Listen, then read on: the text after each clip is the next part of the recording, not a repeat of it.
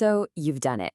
You've packed the bags, you've got the visa, and you are on that flight, looking out the window, ready for a completely new chapter in your life. But there's this one crucial part of your new financial world that, for some reason, is almost never in the welcome packet. It's an unspoken rule you usually only discover after you've landed. So let's talk about it. Let's talk about the one thing nobody seems to explain before you board that flight: the credit score. Honestly, if you're new to a country, understanding this isn't just nice to know, it's absolutely critical. And we're going to fix that information gap right here, right now. First things first, what in the world is a credit score? The easiest way to think about it is what I call the prove it system. Just picture this. You've just arrived. You know you're a responsible person. You know you're good with money. You tell people, hey, I'm trustworthy. I always pay my bills on time. And it's true. You've been doing it for years. But here's the catch. The system, the banks, the landlords, all of them, they don't know you.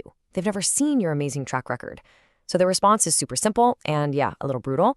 Prove it. And not proof? Well, that's your credit score. It's really just a number, kind of like a grade, that tells lenders how reliable you are with money you've borrowed.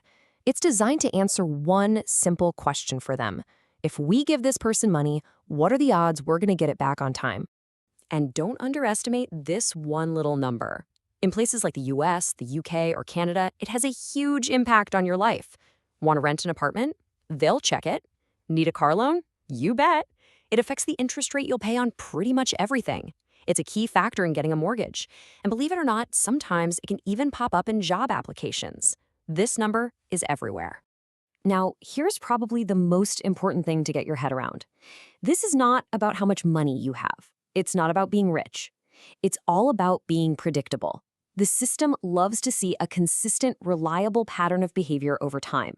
Which brings us to something that can feel, well, just deeply unfair.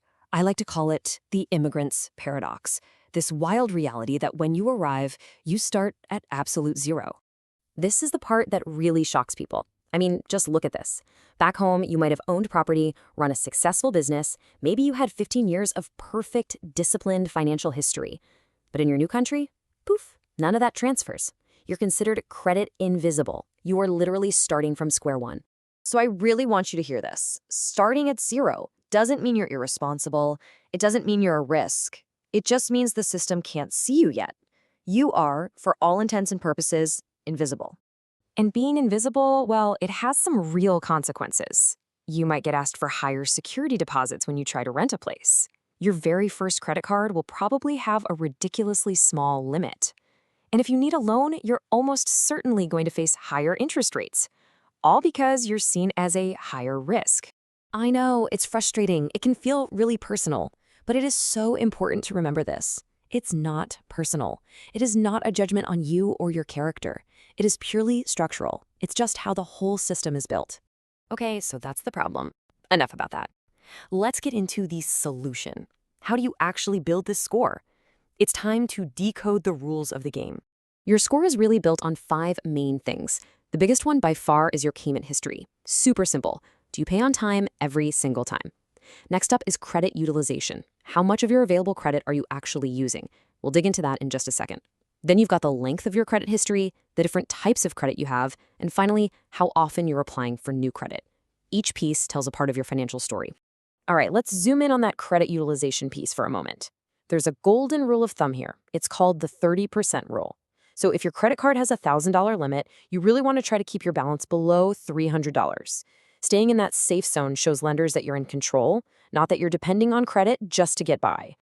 Okay, so now we know the rules. Let's put together a strategic game plan. This is how you win. Here are 5 simple but incredibly powerful steps. 1, get a starter credit card. Use it for small, regular bills you'd be paying for anyway, like groceries or gas.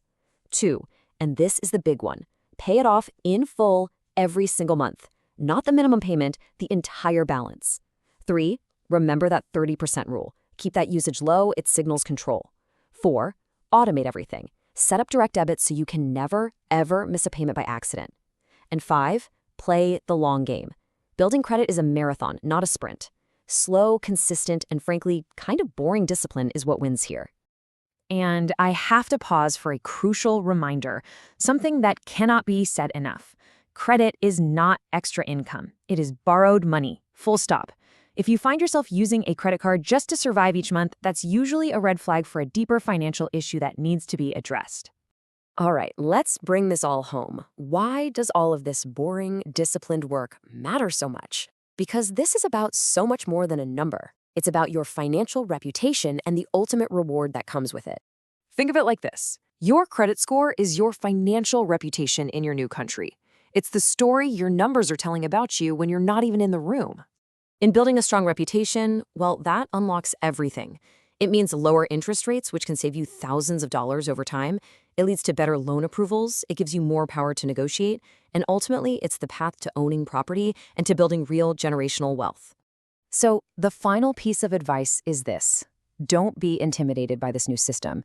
Instead, study it, understand its rules, respect how it works, and then use it to your advantage. Never let it use you. Because at the end of the day, the real difference between just surviving in a new country and truly building wealth, it's often hidden in these very systems that nobody ever takes the time to explain. We've just walked through the entire blueprint. You now have the map to navigate this critical part of your new life. So the only question left is, are you ready to use it?